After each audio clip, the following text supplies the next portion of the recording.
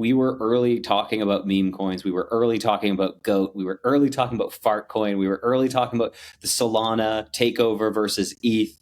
We were early, but I would say we are not the first to call the top. So that is like a buyer beware. If you are trading token narrative signals, we have not done a great job at saying this thing is over and everyone should get out now.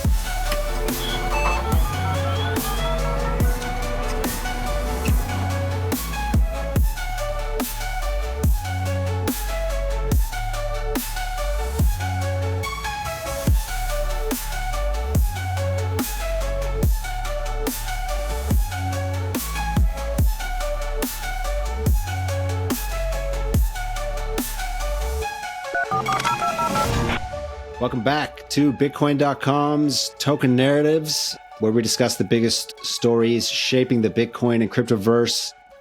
I'm Graham Stone, repping the marketing function over here at the hive mind known as Bitcoin.com. And as usual, I'm joined by news and research gigabrain David Sencil.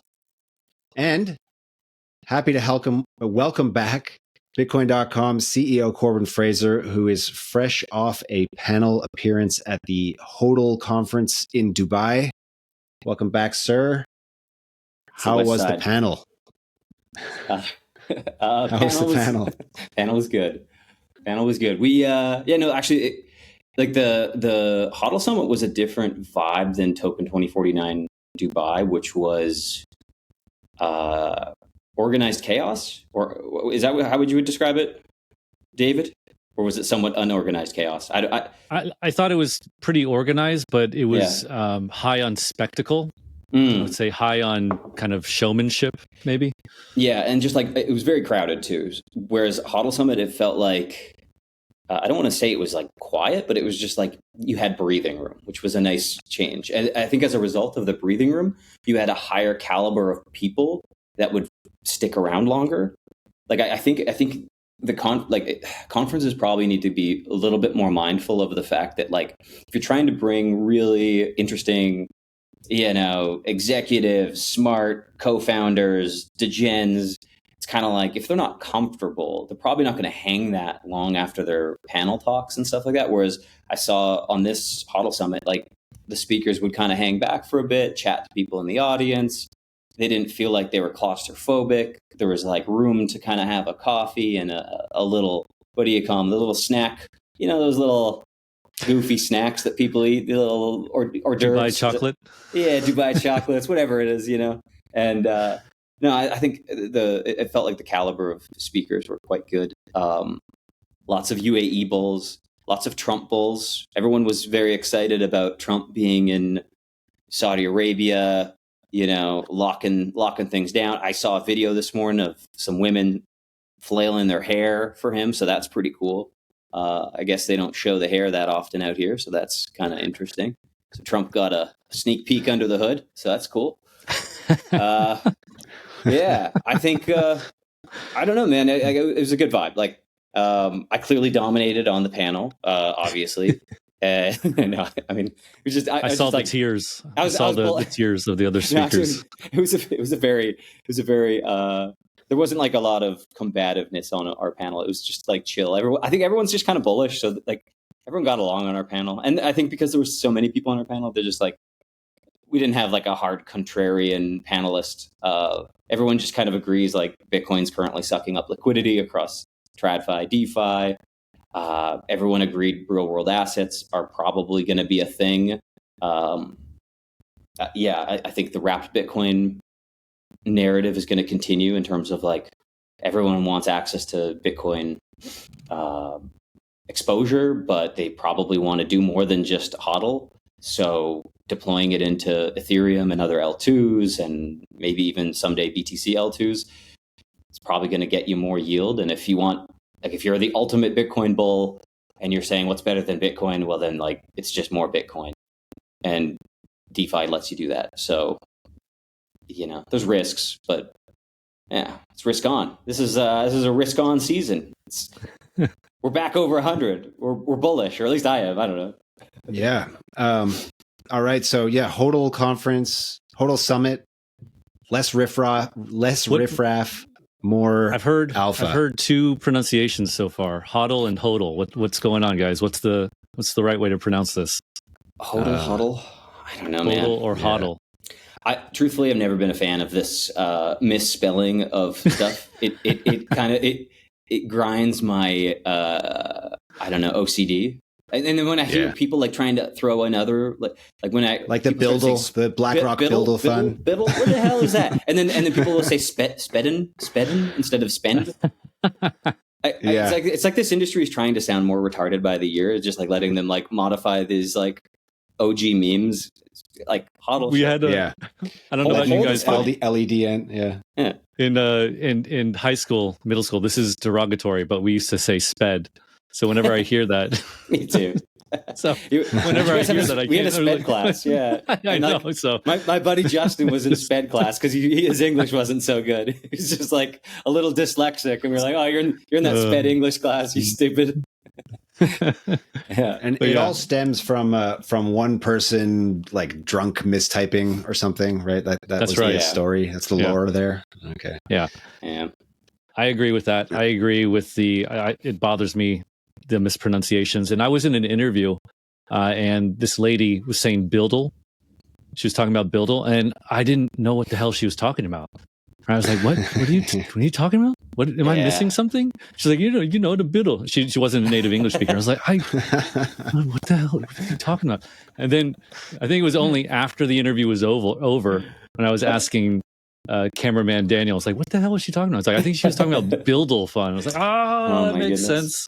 Yeah, we got a I think meme that misspelling words is that's so 2017. Let's move on to something else. We can just say hold summit, build summit, spend. We can just use the English language as it's meant to be.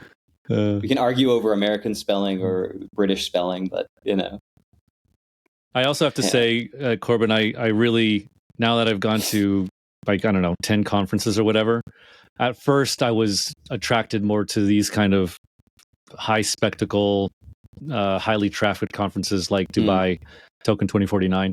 But as you were talking about this HODL Summit thing, that does sound a lot more appealing nowadays to me. I was like, oh, good. Just you could, relax a little bit, chill, more elbow room. Yeah. Elbow room. Access. And I think like not having to fight over the noise of crowds and like, I don't know, just the spectacle can be too much where you can't even have a normal conversation with someone who's like, and you might have a limited time to meet some of these interesting people to ask some questions about what they're doing. And if you're fighting to like, you're like mouth is close to their ear and it's getting weird and everyone's hot and sweaty. It's all a bit gay. Yeah. All right. Nice. Yeah. Well, this week we have a special episode of Token Narratives because it's been exactly 1 year since we launched the pod. Podcast. And so we've got 5 $100 prizes up for grabs for the best questions from our audience. So if you're listening on the YouTube live stream and you want to participate, just head over to X and search for BTCTN. You should see our live stream post. And if you're not a boomer like me, you'll figure out that if you tap on it, there's an option to chat there, like on the somewhere in there, and that's where you'll post your questions. And if we answer your question on the pod, please send us a DM on X to our BTCTN account, and we'll get your wallet details and send you $100 in crypto. Also, note that we've got 2 $250 prizes up for grabs for our followers. So this one is a lottery, and you can qualify by following and subscribing to our social channels. The more channels you follow, the better chances of winning. And in the live stream chat on X, I'm going to drop the link to the post on X where you can find more details about this contest. I'll drop that link right now. 1 year. Should we talk about these Willy Wonka tickets we got? Oh, yeah. So we may be throwing up some of these tickets at some point. How about I throw the first one up just to give, throw it up. While we're having this episode, keep an eye out. I might be flashing some QRs. So you have to explain it, Corbin. Okay, so through the power of Bitcoin and crypto technology, we have brought back an ancient, fun marketing gimmick tool extravaganza. Adoption tool. It's called the golden ticket. You may have heard of it in Charlie and the Chocolate Factory. The idea is that we've created these paper wallets. Some of them are funded with more than others. There is a minimum funding amount of probably around $4 to $5, depending on what the price of Bitcoin is doing. And if you have the Bitcoin.com wallet app, you can scan this QR code that I'm going to show up here very briefly. And if you're the first to scan and sweep it, you win the Bitcoin. You get it. Now, there is some game theory here because, of course, Bitcoin has network fees. So if you potentially pay a slightly higher network fee, you might even be able to, if you're the second scanner, you might be able to pay a little higher network fee and bribe the miners to get the amount first. So depends on how you got your wallet set up. Degens might score bigger here if they know how to use that, but if not, you can just scan, be the first to scan. You might be the one to win it. David's ready to get paid. He's got to pay for some champagne that I think he just bought from the Konbini 7-Eleven in Japan. But so these are the golden tickets. Here we go. These are the golden tickets. Yeah. So I probably can't really make it out much here, but like I think the closer I get to this camera, if I can get it to focus, you can see these are golden tickets. The golden ticket giveaway. And you can see there's a QR code that says scan. Now, of course, you can install the app as well here, but I'll cover that because that's going to maybe confuse your camera. And if you can scan that bad boy, you can sweep some corn. You can corn sweep. And there you go. So we got a few of those that we'll be displaying, I guess, over the course of this episode. So keep an eye, I guess, on my camera and you can win. Make sure you get the Bitcoin.com wallet app. It's free, easy to use, and available on Google Play and Apple app stores. Corbin, just show that QR code again, because the way Riverside is piping video to X. I think it doesn't show off screen. You have to put it like right in front of your face, I think. Oh, okay. Yeah. You're right. Let me look. Hang on. There it is. How's that? That's the money shot. There, That's okay. the one. That works. Yeah. Scan that. Get your free Bitcoin. Good. We got a few more here, guys. There's a couple more. Yeah, so stay tuned. And I can see that there are some questions already coming in from the audience, which is great. But before we get to that, let's start off as usual with a little gut check on the markets. So let me actually just bring up my screen here real quick. All right, so just looking at the chart. Yeah, Bitcoin currently sitting at around $104,000, which is up about 25% over the last 30 days.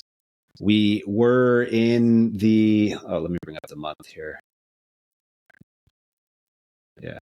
We were in the low to mid 90K range for several weeks. Of course, before breaking out back through 100K a week or so ago. And since then, the momentum has perhaps stalled a bit.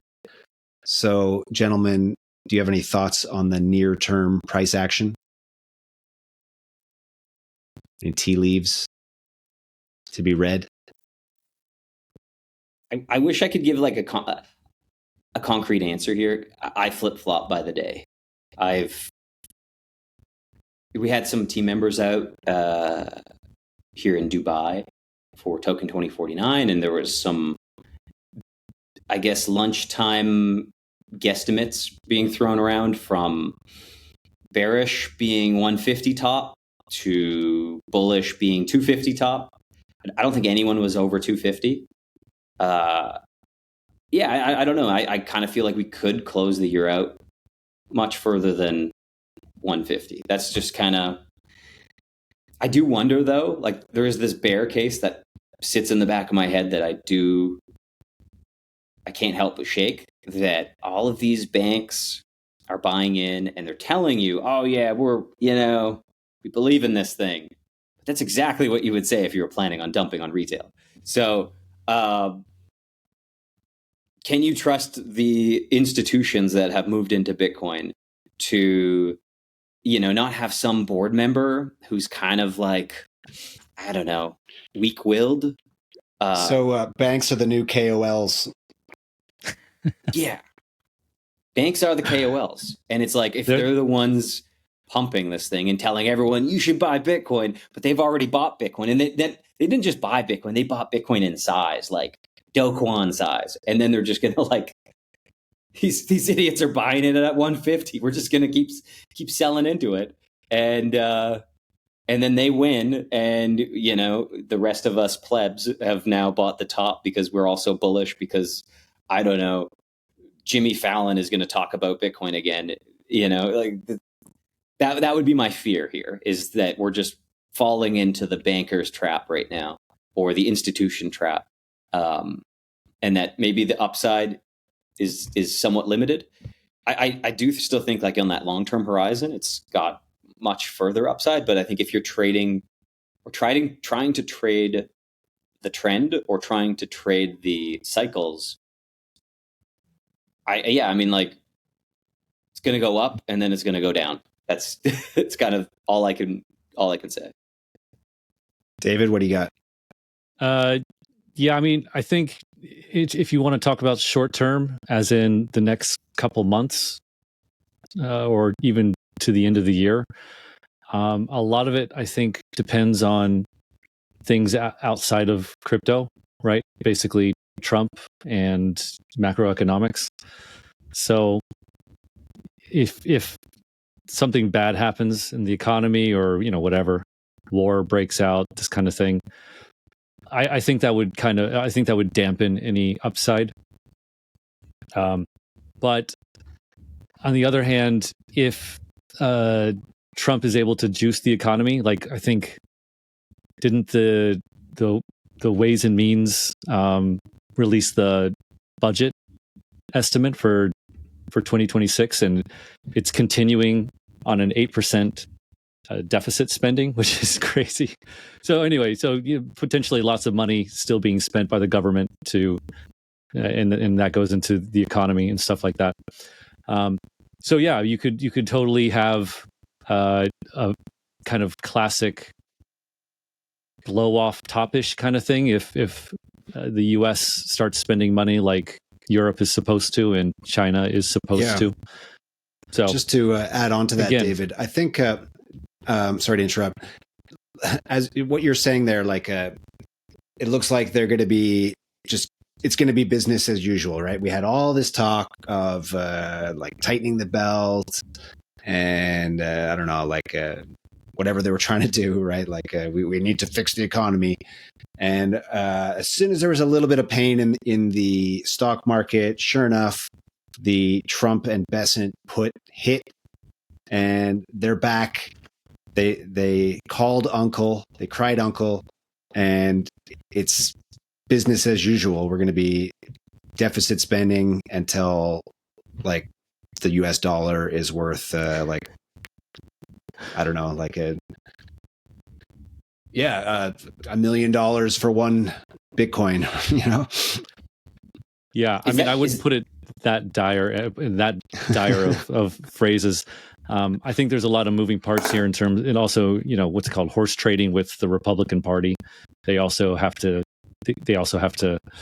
feed the beast, I guess. But yeah, in general, we haven't seen any of the cuts come materialize. So yeah. Have you guys talked at all about the end game idea? That Andre has been chatting about this a little bit to me, that he's extremely bullish on Bitcoin just gobbling up the liquidity across all markets, and that on the long-term horizon, that the end game is Bitcoinification of all global finance.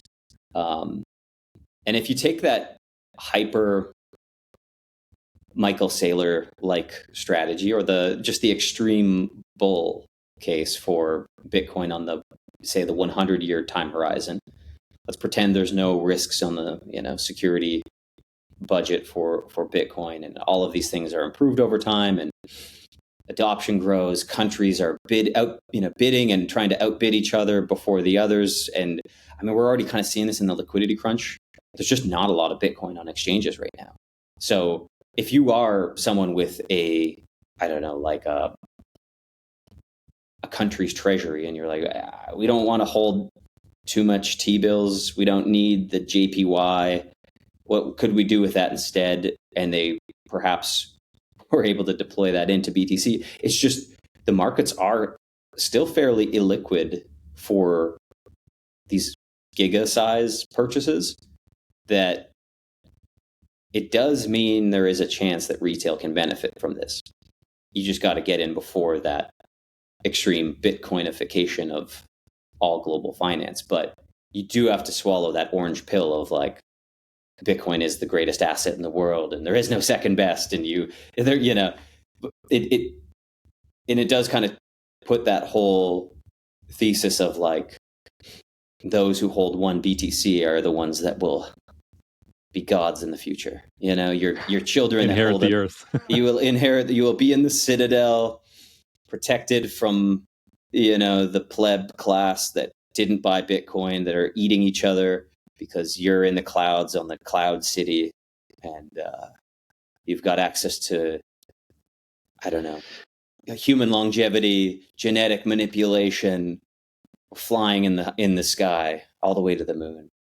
It's retard bull's case. That day is coming for sure, Corbin. But let's not get too far ahead of ourselves. But also, I would like to say that to me, that seems as dystopian or even more dystopian than what we have now. I remember when I was in university and high school, people were saying like, "Oh, these tech people, Google co-founders, and all these, Zuck, they're going to be better than the old oligarchs, right? The oil tycoons and stuff like that." And here we are, 30 years later, in Silicon Valley. Those people, right, are kind of just bizarrely not human. I mean, like that amount of money and power concentrated in a tiny group of people. And I feel like this is just that, maybe even times a billion, right? Like even more so. So I don't know. Certainly there's that risk. I just brought up this story here. It's a near term catalyst perhaps for us breaking an all-time high in Bitcoin, which is that it's a story that was just published like a few hours ago on Bitcoin.com news, which is that FTX creditors are set to receive $5 billion in their second payout, which starts on May 30th. So that's like a sort of a fresh pool of money that could potentially go into Bitcoin and crypto as a near-term catalyst. Yeah. I mean, I know quite a few FTX creditors. None of them have said they're going back into fiat. Like nobody wants the fiat. Everyone wants to just redeploy that powder into the market. I think for a lot of these assets, they've been kind of shelved for, what's it been, like 2 years? A little bit more? So it's been, I think, and it was dollarized previously, right? Like all of the creditor side of stuff, it was dollarized for I can't remember, it was like 2023, 2022. So like, they're still happy they're getting their funds back, but it's kind of like they know their funds probably could have done better in the market had they had those funds for the last couple of years. So now it's kind of like, how do you make up for lost time? Well, step one, you go back in. Step two, you lever up.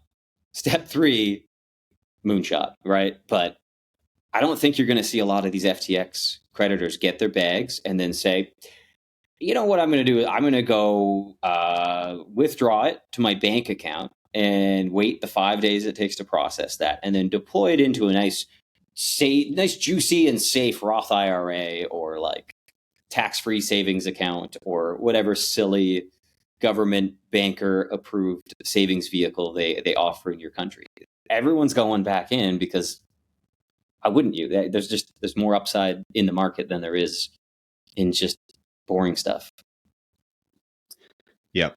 Now, I agree with that. Just to before we move on to a little retrospective here of some of the early token narrative episodes, I just want to finish off our gut check with a question, which is, are there any risks that could send us back down? Now, Corbin, you mentioned already the risk of basically us getting rugged by the institutions.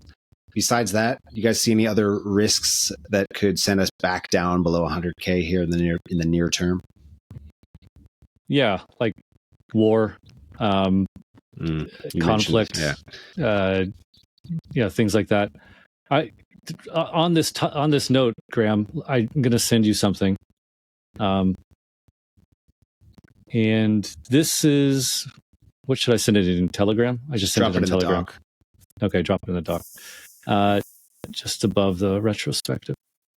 This is kind of, I think, a little bit of what Corbin was talking about, but it also ties in with the second thing he was talking about, like in terms of 100-year horizon. And this is the kind of thing that's worrisome for both points, as in the institutions could rug us, and also what are the long-term ramifications of Bitcoin over time. It's clear that what's happening is individuals over time are losing their Bitcoin, and the institutions, the power that be, are taking the Bitcoin. So if we zoom out to a 100-year time horizon, good Lord, that sounds awful. People will give up their Bitcoin over time. And 100 years from now, 99.9999% of Bitcoin will be owned by, the people that are already wildly wealthy now.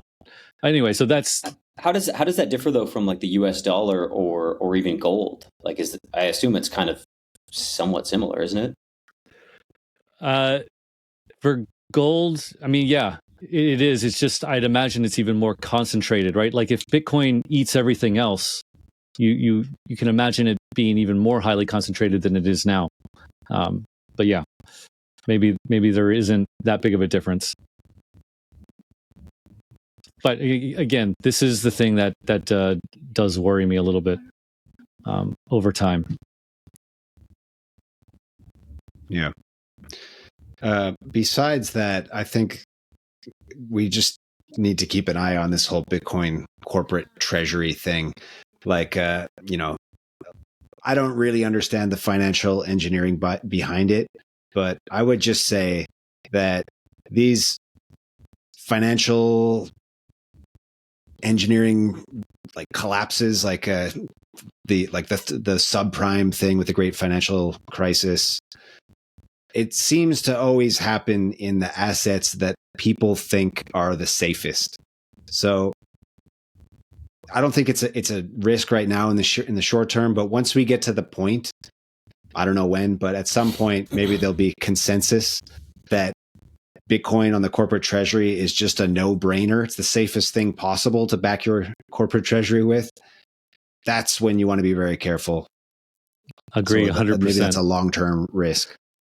I bet this is not a long-term risk. If it is a risk, I'd bet that it materializes in the next 2 years, right? So medium term, because we're just getting ramped up to this, right? Like Strategy's been doing this for a while. Metaplanet is now kind of in full swing, and then you've got all these companies now starting to make pure Bitcoin treasury plays, right? Nakamoto, the Bitcoin Incorporated backed company from this week. 21 from a couple weeks ago. That's SoftBank and Tether. So I 100% agree, Graham. I don't see how these are unsafe, but there probably are in some way, especially as it gets more crowded and as it becomes more of a consensus play. So 100% agree. And to this point, I've said this before, but as Corbin was saying, like liquidity wise, Bitcoin is highly illiquid compared to most other big financial assets like gold, or especially something like the US dollar. And that illiquidity is a double-edged sword. It can give you incredible price appreciation, as you see with meme coins, right? That's why the coins go up so much, is that they're highly illiquid, and so they reprice up. And it's also why they crash so badly. And so on a macro level, if you compare like Bitcoin to gold, the liquidity in Bitcoin is nothing. It's tiny, and so you can get these just giant repricings. Now, again, I agree. Over time, Bitcoin will go up, but you could imagine that if some of these corporates that are doing this kind of no brain play have to suddenly dump their Bitcoin, which is highly illiquid, and they're dumping it in size, I don't know. You could see a rapid repricing, which could cascade to other corporates. Yeah, like I wonder how. I mean, I'm not in the weeds with these ultra high bag holding banker institutional types, but I do wonder how much of the Bitcoin that they're both buying and selling is actually done more on the OTC side. So you're not potentially going to see those candlesticks or those on-chain transactions, or those, you're not going to see them in the SEX volume. You're not going to see it in the DEX volume. It's going to be one address trading to another address via escrow, and it's all kind of behind closed doors, where these hundreds or billions of dollars of transactions are kind of occurring on these like secondary, tertiary markets that aren't really so public. But that might be one way they're already accumulating and rebalancing and diversifying, when they're like, we got too much Bitcoin now. Yeah. I asked my quant ChatGPT about this the other week, and it said that it's a mix. So if you take that for whatever it means, some OTC, but it is some non-trivial amount is on the open market. And even if you game through this, if you just go through like how this would actually happen, let's say you have one player who wants to get rid of a bunch of Bitcoin, a big chunk. That might be sold roughly at spot or close to it. But let's say you have two or three. Well, then you're going to start to see, even in OTC, they're going to be taking a haircut on that, right? The people on OTC are not going to be they're not going to be quoting spot price. It'll be lower. And then as more people do that in OTC, you'd start to see some reverberations, I'd imagine. So I don't know. I'm not trying to be bearish. I'm not. I'm just saying that if what Graham is worried about, it is 100% something that could happen. But then, great buying opportunity. I'm picking a question here from the chat. We got a good one here from Master Son, who just asked, are aggressive Bitcoin accumulators like Sailor and 21 Capital creating liquidity black holes? I don't really understand the question. I think it's kind of like if these, let's say these institutional players that are using their SPACs and their stonks to create bonds, to buy more Bitcoin, to lever up, to get a better BPS or whatever they're calling their Bitcoin price, whatever these made up metrics are they the ones that are going to create these illiquid markets, and these illiquid, where basically you have the rips and you have the dumps because they're the ones gobbling up what's available in the market? Or are they the ones doing the OTCs? That would be kind of how I'd kind of read I would say I would rephrase it simply as, are they kind of retiring Bitcoin from the market, right? Are they going to be the hodlers, right, who are not going to sell, and so this Bitcoin is effectively removed from circulation? Okay. That's how I would say it. I think maybe Sailor, you could say that, but all the others. Did you guys see the tweet that David Bailey kind of has gotten roasted for that came out yesterday? Pull it up. Oh God, where is it? Let me see if I can find it. He said every country is going to have Every country is going to have a Bitcoin treasury. No. He said that he effectively said that Nakamoto, this new Bitcoin Treasury Corporation, is going to sell Bitcoin to buy back shares of Nakamoto when it's a good time to do that, right? So again, right, which is fine. That's fine, but it's certainly not the case that they're gonna hodl, right? If that's part of the strategy, which is they're gonna do more trading kind of stuff with it. So again, well, I guess this is kind of what's interesting about people running their own version of the strategy is anyone can run the strategy. And when I say the strategy, I mean like the Michael Saylor, I don't want to call it, it's a scheme, right? Let's call it a scheme. It seems to work, but it seems to work for now. At least it works until it doesn't. But you can take your version of the strategy and deploy it however you want. And you might have some that are like, we're going to deploy it until it's sufficiently lucrative for us to like take some chips off the table and buy back our stock. And I guess help retail who bought your stock as well. Maybe it's kind of like some people are going to balance that. Some people are going to take maybe more of this like Cantor 21. I got the feeling from like Jack Mahler and them that they're kind of more in the long term, just accumulate more Bitcoin, and over the long term, they're taking like a more Bitcoin purist. And I think like the way they've defined their metrics seems to be really focused on doing everything in base BTC. Whereas I think if you price everything in US dollars, yeah, you might want to rebalance occasionally.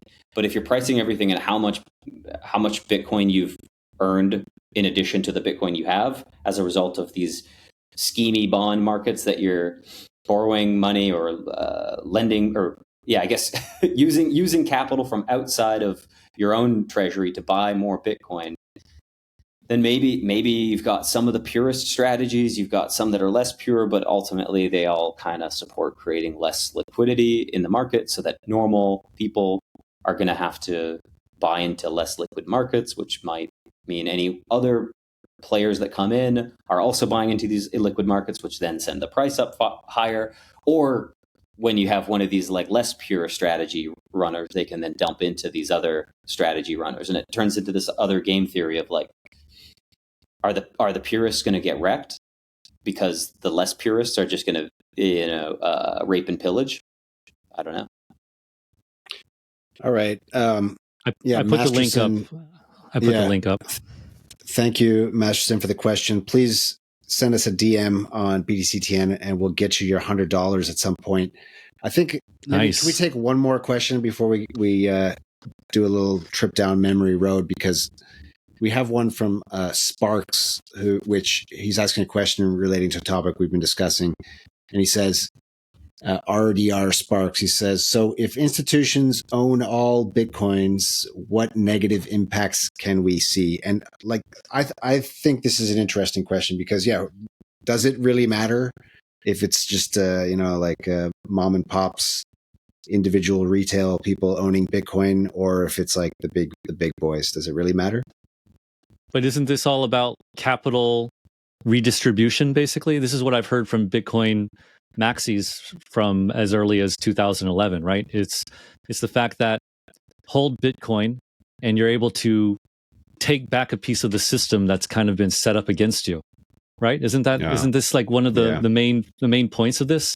And if we're seeing retail slowly over time bleed out their Bitcoin, then they're ceding any gains that they would be able to kind of extract from an already extractive system. So the ideal would be that the newcomer or the early adopter of retails gets replaced. Like, obviously you're going to sell at some point, you need the money. Okay. You're going to do something with your life, buy a house, build a swimming pool, whatever. The ideal situation would be those people get bought out by other retail investors, not BlackRock, I guess, right? Yeah. Unfortunately, BlackRock and all the current institutions, they have most of the money. So they're going to be able to, over time... Kind of inevitable, I guess. Yeah, I guess so. I don't know. Yeah, I mean, this reminds me a little bit of that conversation we had with, was it Pablo that we had on Token Narratives a while back? And he just basically said, like, all of institution is running games on retail. And that when BlackRock goes on, Money Talks, Finance, CNBC, CNN, they're not saying we're about to buy. They've already bought, and now they're just expecting retail to buy so that they can, profit off of those little rips. So I do think that the game theory changes a lot the more institutions come in. And this is where it does get tricky for retail, because you have to be somewhat sophisticated to know what the hell they're doing.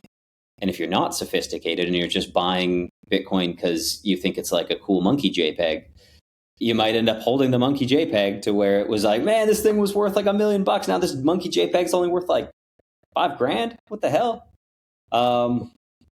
Yeah, I mean, it's possible, right? So this is where like it does pay to have, you got to have your finger on the pulse of this market, because it moves so quick. And if you're not actively managing your positions in crypto, I mean, yeah, you could take that ultimate dollar cost average, zoom out, never look at the price, don't even worry about it. But if you're retail, you kind of have to. You should. You shouldn't. I don't think you should ever marry your bags. Like, I'm very pro Jesse Livermore's stance on just like looking at all of your assets like a. He has this interesting analogy where he talks about, a wartime shop, or like a grocery store, and you go in during the grocery store, and what's on the shelf, because everything's already been bought. The steaks are gone, right? The potatoes are gone. You might have a few like gangly looking russet potatoes with like those creepy little crawlies growing out of them, and you're like, I don't want that potato. That thing's creepy as hell. That thing's right out of Mars, man. And it becomes like, you want to buy the things that other people want to buy, and you want to sell the things that nobody wants to buy. And if you can, I guess, stomach the fact that you might love Bitcoin, but at some point you might have to sell it because nobody wants it for a little while. They might want it later for whatever reason, macro, war, hedging, or it's just trendy again. But marrying your bags can cost you if you're not careful. And I do think, you just got to keep an eye on things. And that's why you should subscribe to Token Narratives and hang with us. Right? Exactly. Let us idiots try to figure it out. I don't know. Yeah. Adding on to that, sorry, just one thing. Adding on to that, I think that to just add maybe a little spin of optimism, because I feel like I'm being my more than normal wet blanket. The one thing that the Bitcoin and crypto in general is doing is basically kind of teaching an ambient level of finance to everybody, right? Like, and I think that you're seeing this over time, especially with the younger people in crypto, is that they're just becoming baseline more financially sophisticated, right? So instead of selling your Bitcoin or whatever it is that you're holding, you might be able to take a loan out against it, like rich people do, right? They don't usually sell their assets and then take the capital gains hit on the taxes. They take a loan out against it, right? This kind of thing. And Bitcoin and DeFi and all that makes the barrier to getting these kinds of products much, much lower.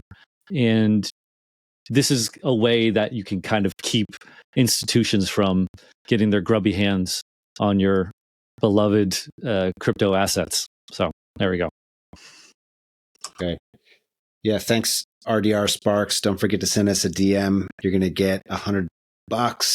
Good Lord. Still got $300 for top questions. So make sure you get your questions in there. You were selected. You were selected, Sparks. You were the winger. All right. For other people that weren't selected, get your Bitcoin.com app out. You can scan this bad boy if you can see this. Yeah. Here we go. Trying to get close. Oh, yeah. Focus. There we go. Focus. All right. I hope someone managed to steal it. There you go. It looked Somebody clear. Yeah. If anyone stole it, leave in the chat that you got it. You can screen capture this too, right? Like just watch the stream again. All right. So, in preparation for this 1 year anniversary of the Token Narratives podcast, we went back and looked at some of our first episodes to see what we were talking about then. Our first 4 episodes of the show have unfortunately disappeared into the ether. Isn't that hilarious? That's awesome. In the year 2024, things can disappear from the internet. That's amazing. Yeah. How did we do that? Blame X. Blame X. Oh, man. Those first 4 we only did as spaces on X, and they, just like cutbacks, got cutbacks. Damn. Was this during the Elon cutbacks? They were just like laying off people, and it's just like, so. We don't need these extra files. Dump them. Got to save some gigabytes here, guys. Yeah, exactly. So the first episode, I have no idea what happened in those first 4 episodes. It was all blurred to me. But the first episode that we were able to review was number 5, which was live streamed in June of last year. Now, in that episode, our main topic was merchant adoption of crypto as a payment method. And at that time, by the way, the Bitcoin price was around 60K, I believe. Yeah. And yeah, I'm just going to play a clip real quick here to go down memory lane with the boys. And maybe David, if you want to crack that champagne now, but now might be a good time. Okay, here we go. All right, just a sec. Let me bring up the clip. Get a little poppity pop. Oh! 7-Eleven's finest. Yosemite Road. Look at that. Classy name. Yosemite Road. What does that mean? Yeah. Only Japanese people know. Sounds nice. Sorry, here we guys. Go. Cheers to you, boys. I got green tea, man. That's all I got. There you go. Tink. Oh, God.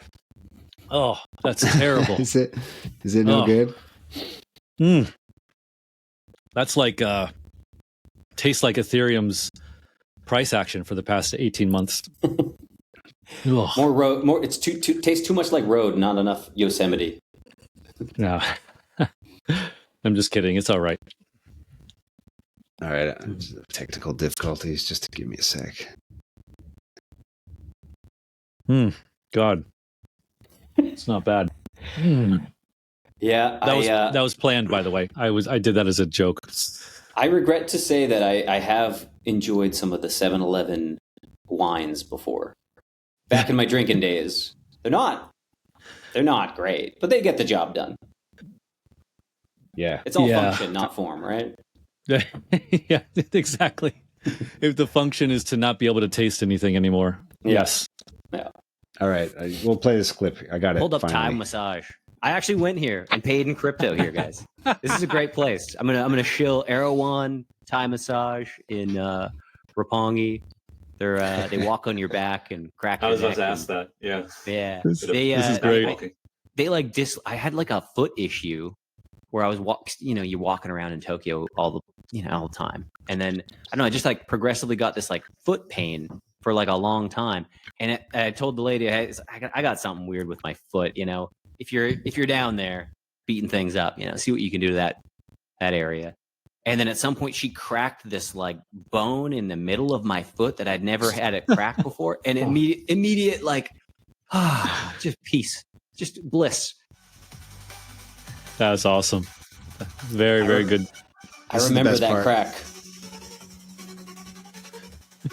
Mortal Kombat music. That was beautiful. Reminded me of Mortal Kombat. It gave me Mortal Kombat vibes. Oh man, we were much younger. I felt younger.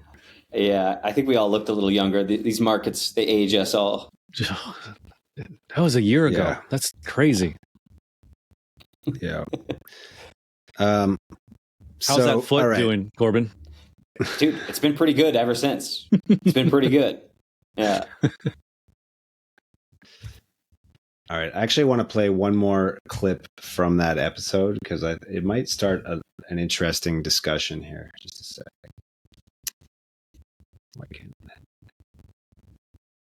Yeah, the whole I still love the fact that there are cities that you can go and actually use Bitcoin and crypto. I do feel like sometimes at all these conferences and stuff, it is still horribly depressing when you see everyone not using crypto for anything. And yeah, I remember early conferences where you would go and, you know, tickets were paid for in Bitcoin and crypto. And yeah, I don't know. I do hope that that's something that we see more of, that it kind of returns back into trend. I think there's still some cryptocurrencies that make that spending aspect like a big core part. Like I'd say like the Bitcoin Cash people, the Nano people, the Xano people. They're all kind of like, even the Zcash, like The Monero people. Monero, yeah. There's like a spending culture. They made it part of their culture, and I think, unfortunately, like some of the BTCers, they kind of lost that part of their culture, or it all kind of moved on to like a really inferior system like Lightning, which nobody uses. So, yeah. Exactly. And this let me play this clip because I think this could lead to an interesting discussion. So here's what we said a year ago on this topic. Like 2017, and then after the run up in 2017, a lot of merchants like Microsoft and Tesla, I think, and a bunch of other like headline merchants, they started accepting crypto. But then when it crashed after in 2018, they all were like, "Oh, forget this. This is way too volatile. We have to have all these things in place so that we can sell it immediately." And they were just like, they just stopped. And then so stable coins have kind of stepped into, and you see that in crypto in general, the importance of stable coins have kind of stepped in, and now all of these big name merchants and stuff, Microsoft and all of them, have kind of come back because I think that they can easily get in and out of these volatile positions. Yeah, my take on that though is that it's a very cucked way to use crypto. Like if you're using stable coins, like I mean, like stable coins to me are like they fulfill a need Corbin. when the market volatility is such that you want more stability, and you just move into stable coins. You swap from Bitcoin back to like USDT. But I'm typically not holding a ton of stable coins. Maybe some people are. So like if I'm spending stable coins, why wouldn't I just spend my like my fiat, So to me, if you're trying to promote this idea of spending crypto, it's spending like real crypto, not spending a 1-to-1 or supposed 1-to-1 pegged, stablecoin version of it. Yeah. Miss the Corbin color commentary. Yeah. I feel like I was more spicy back then. Man, I was listening to that episode. Being a CEO kind of rubs away the rough edges, bro. I don't know. I got to bring back that heat, man. Yeah. There were some other great gems from that episode. I actually made some notes. It was like ESG. Hold on. Oh, man. Stablecoins are cucked way to use crypto. Love it. There's one more. Oh, ESG fart sniffers. That was Yeah. One more. Hold on. God. When you have demand for growth, you can't afford to mess around with ESG cuckoldry. So yeah, good. That's awesome. But I would say my opinions haven't changed too much there. I do still feel like stablecoins are kind of like a lame way to use crypto. Like, I maybe the one area that I've somewhat evolved is that I'm very bullish on this idea of a privacy stablecoin. And yes, I've been tweeting about this freedom dollars. They've got this FUSD, which I love that ticker. And I have no idea if this thing's going to work. I have no idea if this is the thing, but I do love the idea of like being able to still use crypto, keep it all private, and you don't have to, I guess, worry about that volatility. So then in some ways it becomes a bit like, hello, when you top up your crypto cards, you're basically selling your Bitcoin or your ETH or whatever for basically US dollars or euros or whatever that card's fiat currency is. I mean, it's kind of the same thing. It's just you're not actually touching the bank rails. You're just leaving it in a form of crypto, but without any of the, I don't know, panopticon of everyone knowing what you're spending your money on. So in that sense, I think there's an evolution to stablecoin spending that can occur. Freedom Dollar seems optimistic, and I'm bullish on that. But I don't know. I would still say that the ideal form of crypto peer-to-peer cash adoption is for people to actually just have crypto in their hot wallet and use that and have stores accepting that. And maybe the stores are the ones settling back into stable coins or settling back into fiat. But I think for the ideal use case, I still think that, spending is cool. So I said it then, and I am going to repeat it now. I think that you for P2P adoption to actually make sense, it just has to be a non-volatile asset. And I agree with you that like USDC or Tether or whatever, these are like cucked coin. There's not real crypto. First of all, they can be you can be cut off from them. Secondly, it's a financial like panopticon with these coins, so that just doesn't work for actual merchant adoption, P2P adoption. So that's why I love the idea of FUSD, and it's such a good ticker. Yeah, who knows if it's going to work, but that's I just think something like that. That's what's needed. And so yeah, let's super happy that we're supporting it in the wallet, and I'm really excited to be like following the journey there. Yeah, for those watching, if you guys don't have a Xano wallet, go into the Bitcoin.com wallet app. You can create a new Xano wallet, and in there you can actually hold tokens. And we've enabled it to support FUSD, so you've got your FU money in there. And we will be enabling swap on it as soon as the markets start opening on this thing. They've got, I've lost count of how many exchanges they've listed their FUSD token on, but it's maybe 10 now. So as soon as it's available for our swap providers to tap into those liquidity, they'll be able to let users go from Bitcoin into FUSD or ETH into FUSD or FUSD back into whatever you're going back into. So it'll be kind of interesting. I mean, also great way to just potentially, let's pretend you had some Bitcoin and you're like, man, I know these addresses are not. I mean, like if you've interacted with any of those addresses with the CEX, that address is now doxed, right? That's tied to your KYC. That's someone knows that money is yours. And if you didn't want that, you could just be going into FUSD, having some privacy, and then slowly going back into Bitcoin, into new addresses. And ta-da, you've covered your trails. Yeah. So it's a bridge, or like that to break the connection. Yeah. Nice. I would also just say on stablecoins in general, and by stablecoins I mean US dollar denominated stablecoins.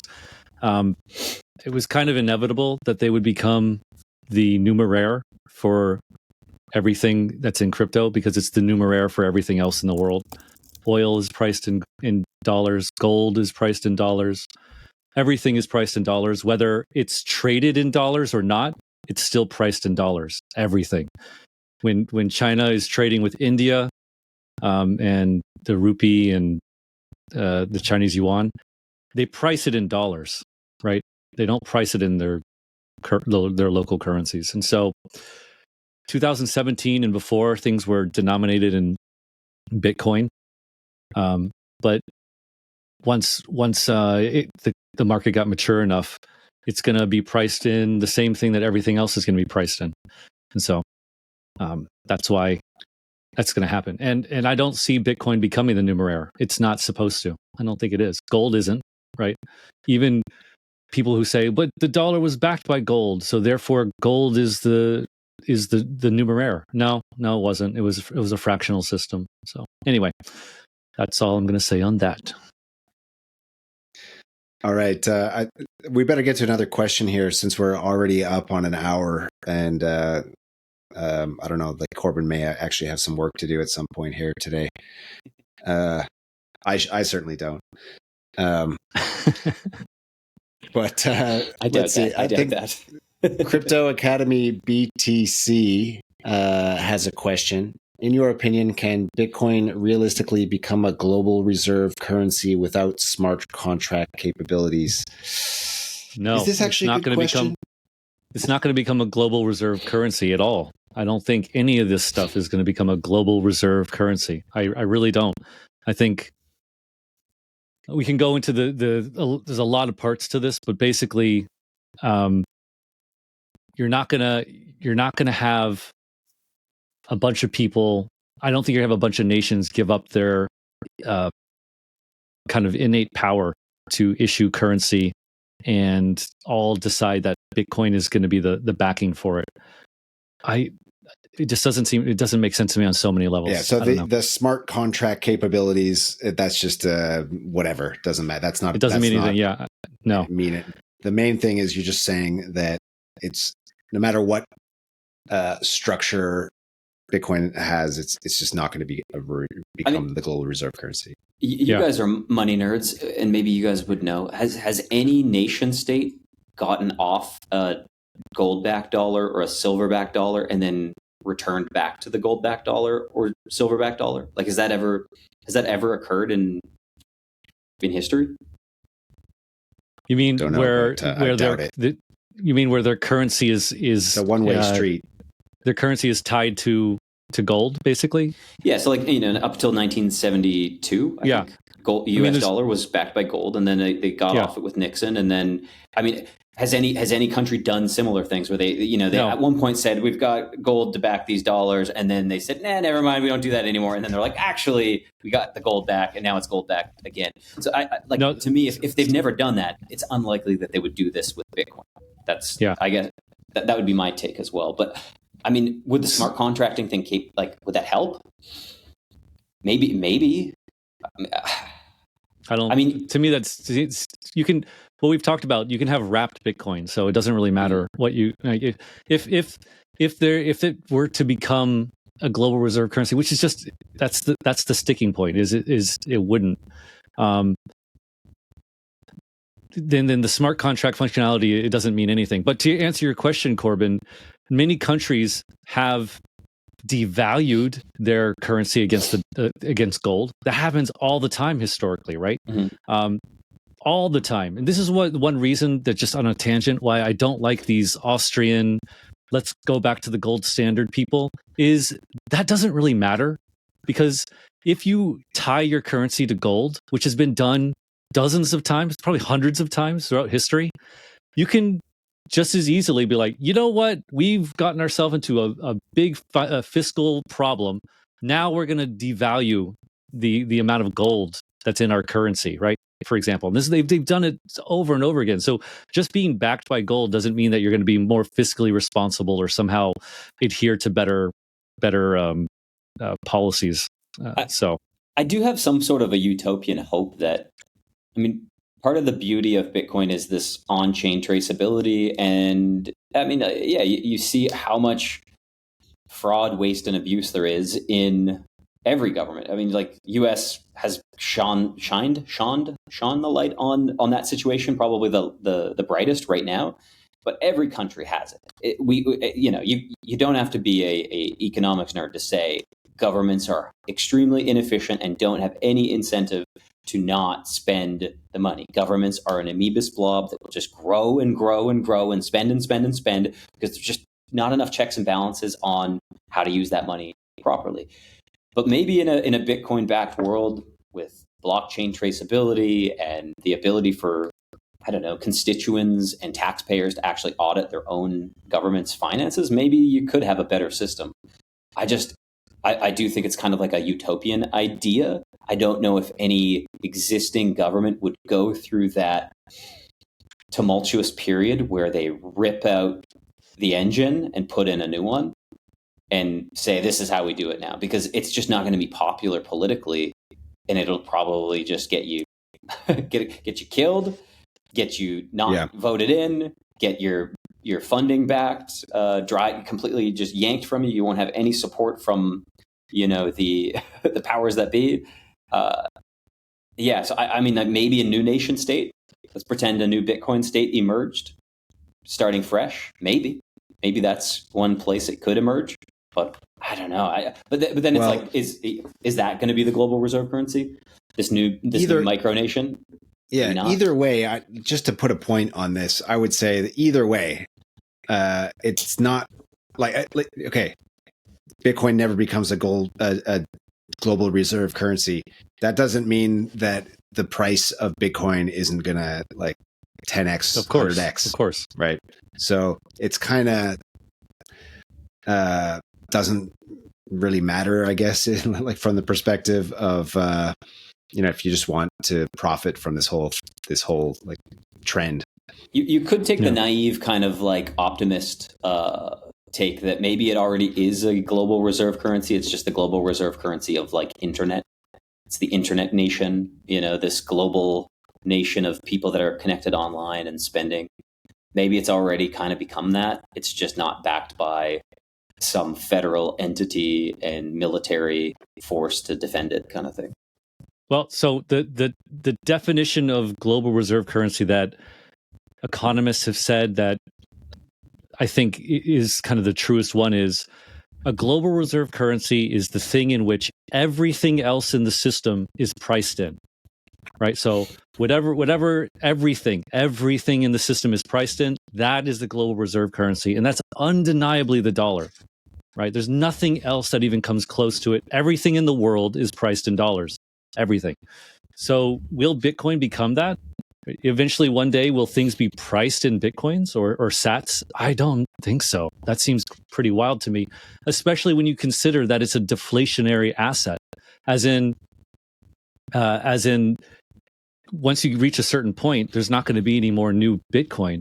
And so as the world economy grows, you're going to start to enter some kind of deflationary problem where the price of money is going up. And then necessarily the price of everything else is going down, which is highly, highly, highly bad because then nobody is incentivized to do any work. You should just hold money because the price of money is rising so much compared to doing anything. So again, I just don't see it happening. It's a good question, though. All right, get that man $100. Make sure he gets a DM. Exactly. Yeah. Definitely, yeah. Who was that? Crypto Academy BTC. BTC. Don't forget to send us a DM. I'm screen capping your profile there, and we still got $200 to give away. So, does someone else have a question here that they'd like to focus on?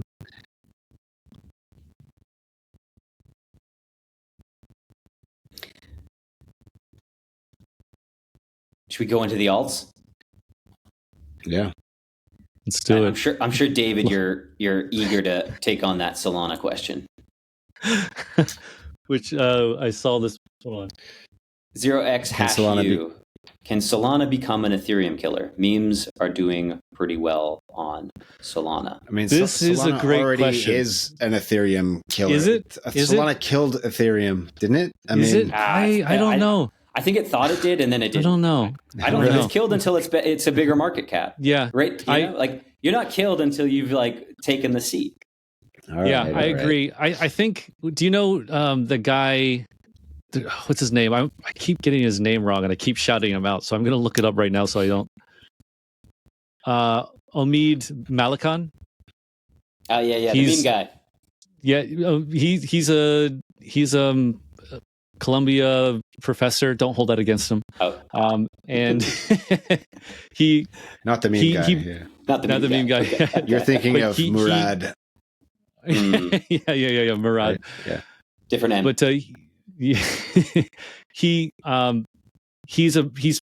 very bullish on Ethereum long term, and him and Anatoly and what's his name, Mertz, get into tussles on crypto Twitter all the time. But his basic take is one that I think is compelling, which is Ethereum is much more secure than Solana. And these kinds of things maybe in the short term don't matter, right? For what Solana is trying to do, which is like a decentralized application layer. But if you're trying to be kind of deeper in the stack, like say Bitcoin is, which is the kind of the ultimate base layer of crypto, then these things do matter a lot. And over time, this will become more and more apparent. And I think that's pretty compelling. I think that is pretty compelling that Ethereum has had, 100% uptime and is way more secure and has all these decentralized properties. I think right now it's suffering right now, but I don't by any means think it's lost the match with Solana. Yeah, I actually kind of agree. I flipped extremely bearish. I went extremely bearish on ETH for probably 6 months, 5 months, maybe. I think there's clearly a demand for Ethereum and the smart contracting layer there. I would say it is more robust, or at least more, the barrier to entry, I think, is lower still from a developer standpoint, which means you're just going to have more devs contributing there. I think the VC money still feels like it's floating more ETH and ETH project heavy or L2 heavy.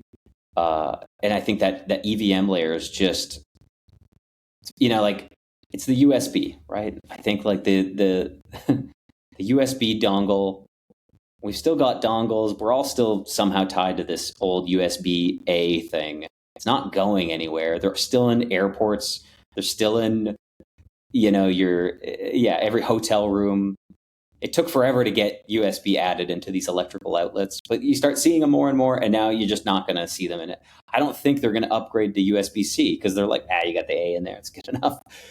So maybe it's a little bit of first mover advantage, but I do think that ETH has, in some ways, locked in with institution, with the smart contracting capabilities. I would say there's still some powerhouses that are just ETH focused, Aave being one, but countless others. And I think like Coinbase. Yeah, I think that just the I wouldn't bet against ETH. I wouldn't bet against ETH. Not right now, at least. Okay, but what about the actual token? Can any of this adoption of the Ethereum blockchain actually accrue value to the ETH token? Because let's say you've got institutions. Okay, the institutions are using Ethereum to, I don't know, whatever, like do some financial wizardry. But they don't need ETH. They just need like a couple of dollars worth of ETH to do it. So like how it doesn't, I don't like, okay, great. So, okay, as an investor, maybe you should be focusing on like the apps on Ethereum rather than like ETH, the token. Yeah, I think Vitalik had a few blog posts recently kind of covering some of that there's clearly a need for driving more value back into the Ethereum token or the ETH native currency, right? I do think that they focused more on the roadmap and less on the price, which was always something that they never publicly said that they're going to murk the price of ETH, but they just made it clear we're always going to be focusing on this roadmap. So I don't feel like there was any, I don't know, like nefarious actions. It was just like or false advertising, right? Yeah, it wasn't false advertising and it wasn't nefarious. It was just kind of like don't attribute malice to what you can attribute to incompetence or something like that. I think you just had some incompetent leaders and marketing people, and people were just, nobody was raising certain red flags to the right people, and I think it didn't hit them until the price retracted and they had to look themselves in the mirror and say, oh, maybe we approached this slightly too aggressive on the roadmap, or maybe we were too generous with the blobs and the L2s, or maybe we were blobs screw those too blobs, early man. For that too early for the blobs. But the blobs were early, man. No, I agree. I think maybe the biggest sin was not realizing how much a stable, high, slightly appreciating price matters for the ecosystem. For them, it doesn't matter because, like you said, they're pretty idealistic, and we're building it for the next 100 years, which is great, and this is how they genuinely think. But for the rest of us scrappy people living in the mud, we want to see our bags pump a little bit, or at least not fall. And you've seen developers move to other ecosystems because they are looking for monetary incentives, at least in the short term. So I think the blob thing was probably the nail in the coffin, right? Like it seemed to be acceptable, and then when the blobs came out, and then you saw all the L2s start to pay basically nothing to get ETH security, and everyone's like, "Oh, come on, this is ridiculous." I wonder though if this chapter in Ethereum's history will be something that they carry onwards as they continue to develop, and that this is always something that they refer back to like never 2024 again. We don't repeat the same mistakes we made last time, still focus on the roadmap, but you still have to have a couple irons in the fire related to maintaining and growing the underlying asset. Yeah. So, yeah. I mean, I'm not saying that Ethereum is going to win or anything like that. I think Ethereum and Solana are pretty interesting because they're taking basically almost like opposite approaches. Although Ethereum is now shifting to a more Solana kind of, not like exactly like Solana, but definitely they're kind of now catering to I would say normal people who have to pay bills, developers who have families and have to pay for things. So again, yeah, I think it's a good thing that they're doing this. They seem to like they're paying attention, and I think I personally adhere to Omid's kind of view of how crypto will look completely. And actually, I'm trying to interview him because I'd love to talk to him about it. But a lot of people disagree. I interviewed a couple people at Dubai, and we talked about this explicitly. And they're Solana people, and they're like, no. The way that guy thinks is totally wrong. And I was like, oh, okay. So, all right. As we wait for one last good question in the chat, and again, if we answer your question on the show, you're going to get $100. Just DM us on our BTCTN X account, and we'll hook you up. As we scan the chat for one last good question, I just want to play one more. I just want to go down memory lane one more time here with another clip, which I think was kind of a pretty good little call from us. This was almost a year ago, us commenting on the meme coin frenzy before things even really ramped up significantly.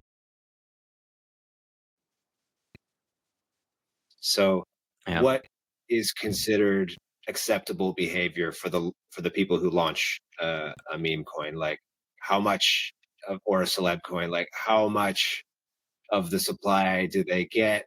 How much? When is it okay for them to extract liquidity from their followers, and how much? Yeah, like who decides I that? think. Yeah. Well, I think this is one of the benefits of like when you look. Maybe it's not a benefit, but you compare.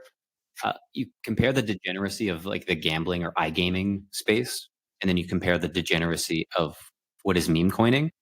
One is extremely much more degenerate, and at first glance you might think it's the gambling iGaming thing. It's not. It's the meme coin thing because there is no rules. Yeah. Our voices seem a little high there. This is my first comment. I'm just shocked that I'm always wearing flower shirts. You looked tan. You looked tan in that. I was thinking like, oh, you got a good tan going on healthy there, buddy. There, yeah, I had a glow going on. I hadn't been beat up by meme coins and fart coin. I didn't lose all my money in fart coin. Good Lord. When was that, Graham? Episode 6. So, July? Almost a year ago. Yeah, like early July. And yeah, I mean, I think as we predicted there, we sort of we said it's going to end in tears, and it did. In the end, like in early of this year, January, February, that's when the term max extract became like widely used as to refer to meme coins, and so yeah, we saw it coming. I mean, it was piggybacking on this, I'm going to pat myself on the back for my Pump.Fun hate. I've been a hater of Pump.Fun from almost the beginning, and now the entire timeline it's just a hate fest of Pump.Fun that I see on the timeline now. So all right, so yeah. I think we got a good question here to close it out, which is, I agree, from Kra 26108.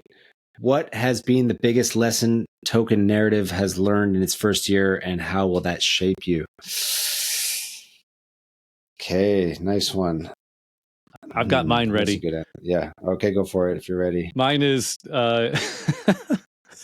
doing live streams is hard, and it's way harder than I thought, and I often feel really stupid and dumb. And so when I'm listening to podcasts and other live streams, which I do regularly, I think before doing this, I was a lot harder on them. Like, this is a stupid call. What's wrong with this guy? And now, even when I see like memes about what's that guy? We'll do it live. We'll do it live. Bill O'Reilly. When I see when I see like that, I'm like, I kind of understand the impulse there now. So it's just like, yeah. So okay. Maybe so a little humility from me. Yeah. Yeah. I think mine's kind of related to that. So one of the reasons that I wanted to start this podcast was because I knew it would force me to like figure out what I'm talking about, to have it to like learn, right? And in order to not sound stupid. And I think that has to some extent played out. So like so the biggest lesson is if you want to, I guess, like become knowledgeable in something, then you should try to work, I guess, in that field, right? So you should try to get knowledgeable in front of strangers on the internet. Exactly. Yeah. Exactly. I've got mine, but it's somewhat also stupid. So I feel like over the course of this year, we somehow were able to cover a lot of these interesting stories and narratives that preceded any value accrual. So we were early talking about meme coins. We were early talking about GOAT. We were early talking about Fart Coin. We were early talking about the Solana takeover versus ETH. We were early. But the issue is, every time we were talking about this, I wasn't actually trading with what we were talking about. I was just like commenting on things. And I think going forward, I have to not be such an idiot and actually maybe throw some money with some of the discussions that we're having, because it does seem like we often are early, but I would say we are not the first to call the top. So that is like a buyer beware. If you are trading token narrative signals, we have not done a great job at saying this thing is over and everyone should get out now. But we have been pretty good at saying, like, this thing seems like it's going to have a impact on the market volatility related to certain assets that we're covering. So it's kind of like, maybe I've got to have a little bit more guts to throw money behind some of the things we're talking about and some of the narratives we're talking about, but also realize that some of these narratives are transient at best. That's really good, Corbin. And I've actually been thinking about this a lot, because in my newsletter, which is kind of talks about the same kind of thing, I've noticed that about myself, is that I'll talk about something on the way up, but I'm not brave enough or whatever to talk about it like when I think it's kind of reached the peak. And I wanted to start doing that. So yeah, I think we should probably try to incorporate that, Graham, into the podcast, because I feel like that's a lot harder to do psychologically, to be like, hey, this thing looks a little overheated, and then the next week it rips to another 20%. So it's but it's probably really good to do. Yeah. And also, I think it's good to do this kind of review, look back at some of the things you've talked about, and evaluate whether it made any sense. So hopefully we're going to do that again a year from now for the 2-year anniversary. Oh, yeah. But I think that's going to cover it for today. Thanks everyone for the questions. Don't forget to DM us. You can scan that code if it comes into focus. You can get there. It is. Yeah, hold it right there. A little back. Yeah. A little back. Yeah, there it is. Beautiful. Yeah. And also, in the chat, you'll find a link to our contest where you can sign up to our socials, follow us for a chance to win $250. We've got two $250 prizes there as well. So yeah, once again, thanks to everyone for joining. Thank you, David. Thank you, Corbin. 1 And year. That's it for this week. Goodness. And yeah, that's it for a year. Wrap it up. Yeah, great work, guys. 1 year. Congratulations. Scan this thing. Go download the Bitcoin.com app. Hopefully you scored a little bit of money during this 1 year anniversary. And it's been fun, guys. Congrats. All 52. Hopefully we can dig up those archives, those first 4. I know. Some Wayback Machine's got to have it. It's got to be there somewhere. I want to see the very first episode. I'll see. Yeah. Elon, recover it. All right, my dog's barking. We got to go. All right. All right. See you guys. See you guys.